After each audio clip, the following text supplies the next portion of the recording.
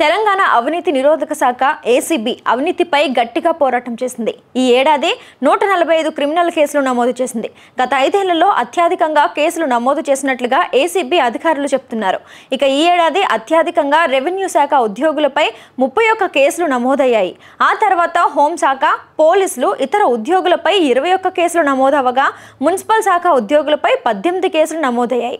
లంచాలు డిమాండ్ చేసిన అధికారులను రెడ్ హ్యాండెడ్గా పట్టుకున్న కేసులు 94 ఉన్నాయి. మిగతా కేసుల్లో అక్రమాస్తులు, ఆదాయానికి మించిన ఆస్తులు కేసులున్నాయి. ఇక ఈ ఏడాది నమోదైన 145 కేసుల్లో 85 మంది ప్రభుత్వ ఉద్యోగులు సహా 109 మందిని ఏసీబీ అరెస్ట్ చేసింది. 2023లో 99 మందిని అరెస్ట్ చేశారు. 86 మందికి సంబంధించిన 72 కేసుల్లో ప్రభుత్వ ప్రాసిక్యూషన్ అనుమతిని పొందింది.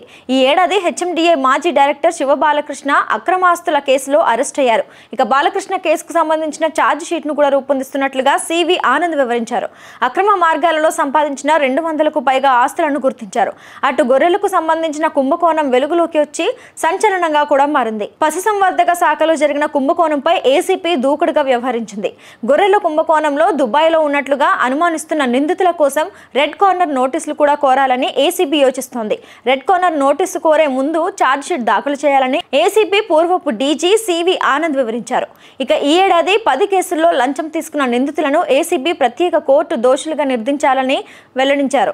ఇక తెలంగాణ ఏసీపీ దూకుడు మీద ఉన్న సమయంలో ప్రభుత్వం కీలక నిర్ణయం తీసుకుంది. ఏసీపీ డీజీగా ఉన్న సివి ఆనంద్ను బదిలీ చేసింది. హైదరాబాద్ సిటీ పోలీస్ కమిషనర్గా నియమించింది. ఆయన స్థానంలో సీనియర్ ఐపీఎస్ అధికారి విజయ్ కుమార్ను నియమించింది. ఆదివారం విజయ్ కుమార్ ఏసీపీ డీజీగా సివి ఆనంద్ నుంచి బాధ్యతలు స్వీకరించారు. కీలక కేసుల్లో పురోగతి ఉన్న సమయంలో సివి ఆనంద్ను మార్చడం తెలంగాణలో చర్చనీయాంశంగా మారింది.